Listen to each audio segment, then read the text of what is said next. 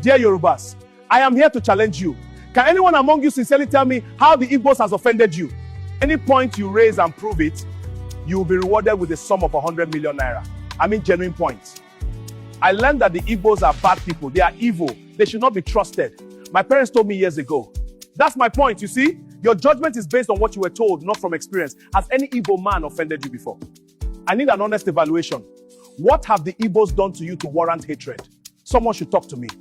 We are here to discuss unity. The Igbos are land grabbers. They have almost half of Lagos and other cities in this country. What about that? Do they steal the land? Do they pay the owners? Don't they buy those lands? Is it an offense to buy property with your money? Let me remind you that the investment of Igbos were seized in the name of abandoned properties. You should be the guilty one here, not trying to blame someone who bought item with his money, or you stop selling to them. Unfortunately, you pretend not to see the main land grabbers who pay people and collect their lands. Don't you see them? It's a shame that you fight someone who buys from you, but romance someone pay you and collect by force. That's hypocrisy. Any other point why your hatred on Igbos are justified? Nobody has given a tangible reason so far. My own is simple. Igbos are too proud. They are always bragging about everything. I hate that lifestyle. My dear, don't be intimidated by the Igbos lifestyle. Yes, we are proud for a reason. Imagine being successful with 20 pounds. Right. We were given 20 pounds to start life, and today we have turned the 20 pounds to billions of naira. Won't you brag about it? Again, what you call pride is not arrogance. It is our nature. Igbos adopted the leopard as our symbol for a reason. I will explain. Leopard is known for independence. Like the leopard, the Igbo spirit thrives on self-reliance and personal achievement. Leopard is intelligent. The leopard wins through strategy, just as the Igbo value wisdom over noise. What about authority? The leopard symbolizes dignity and leadership, much like Igbo traditional prestige. You must also mention adaptability. Wherever it goes, the leopard survives, just as Igbo people excel wherever they settle. Think about quiet strength. The leopard moves silently but acts decisively, reflecting Igbo strength through results. We must mention courage. The leopard does not fear confrontation, mirroring the Igbo history of resilience and defense. Most importantly is identity. The leopard's unique marks reflect the Igbo pride in culture, heritage, and identity. You can see that what you misjudge as pride and arrogance is just our nature. In is in our vein. No apology to anyone. Shall we proceed with my question? Tell me what Igbos have done wrong to you that make you to hate them so much. The Igbos said that Lagos is no man's land. Is that not insulting to our Yoruba authority? There you got it wrong. If you are familiar with history, you should know that the phrase was first used by former governor of Lagos. It was Governor Jakonde who stated that Lagos is no man's land. It didn't come from the Igbos. Check your history well. Some Igbos said that on social media. Doesn't mean that Igbos said that Lagos is no man's land. You are looking for excuses. The last speaker is from Ekiti. So are you claiming Lagos? Lagos in Southwest doesn't mean Ekiti man should claim it either. Why not allow the owners of Lagos to lead the fight if they are not happy that someone said that Lagos is no man's land? Why is Oyo man shouting up and down as if Lagos is his state? You claim what is not yours but turn to call someone land grabber for buying land. That's hypocrisy at its peak. Well, let me have more points. Why do you hate Igbos so much that most of you are now obsessed with Igbos? During elections, Igbos don't support our candidates. They will always vote for candidates we didn't support. They are rebels. I am glad you raised the point. Let me use the opportunity to educate you on democracy. People make their own choices. You don't impose candidates on people.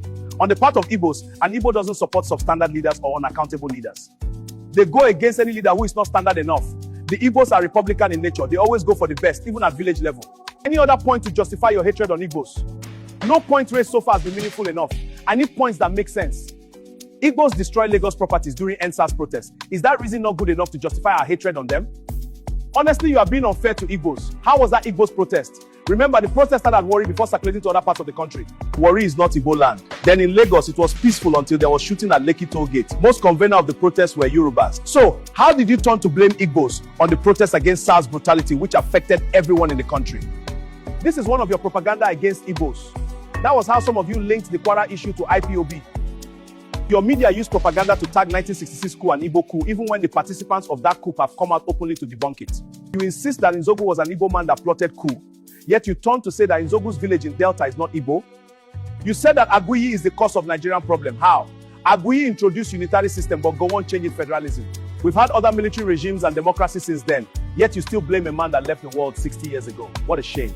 You keep talking about the coup that happened 60 years ago, but you are afraid to talk about the one that almost happened this year. Cowards! Your propaganda against Ojukwu is that Ojukwu caused civil war. You don't even mention that Gowon failed to implement Aburi Agreement. In Aburi, Ojukwu and Gowon agreed on restructuring where every region would control its resources, but your father refused. You know that this was what caused the war, but you have refused to talk about it the way it is. You shy away from the truth. And now you are asking for the same restructuring which your father rejected 60 years ago. Is that not hypocrisy? Think about the Igbos must go protest you have always agitated for. We claim one Nigeria, yet you harbor such thoughts in your heart. Well, for sure, Igbos will leave Lagos one day.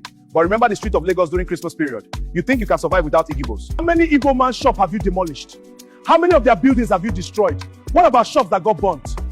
Remember, they bought those properties with their money. They invested heavily on those places, yet you keep destroying them. Your mother said it in 2019 that you would convert the investments of Igbos to your properties, and it is happening now. Your father threatened with Lagoon how he will push them into it. It happened during 2023 election. We claim to be in one Nigeria. What about the infamous Asaba massacre which your uncle spearheaded? Your uncle pied thousands of unarmed innocent civilians. All of you are happy to hear that your daddy initiated the policy that cut food supply, which led to the pain of millions of Biafrans. It is a shame that while Nigerians are calling for electoral reform to ensure free and fair election, some of you are supporting the usual rigging system.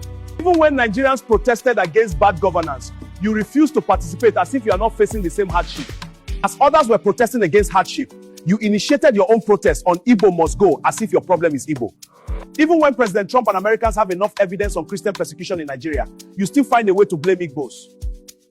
Even in the church, you still show your hatred on Igbos. A priest stopped church service in Yoruba land because Igbo son was raised. A Nigerian player missed the penalty and you blame the entire Igbo, forgetting that a Yoruba player missed the penalty for World Cup qualification. I can tell you 2,000 ways Yorubas have offended Igbos, but you can't point out a single way Igbo man has offended you. It has gotten worse to the extent that you now transfer the hatred to any Yoruba person who doesn't hate Igbos. What a shame. Imagine your propaganda that an Igbo man pie an Hausa man. Even the person who pie the Hausa man is from Benue. Remember, your attack and propaganda make us stronger. You leave your business to face Igbos. We have not offended you. No matter how hard you try, you can't point out a single way we have offended you. All the things you mentioned have no basis. The only offense of an Igbo man is that he came to your land to progress, and that brings jealousy, envy, and acrimony. Let me say this finally. Messi is marked, Ronaldo is tackled, but nobody cares about useless players. The same is applied to the Igbos. People that carry great destiny attract attention just as the Igbos do. Ponder over this. Remember, as leopard, Igbos cannot be intimidated. I am off.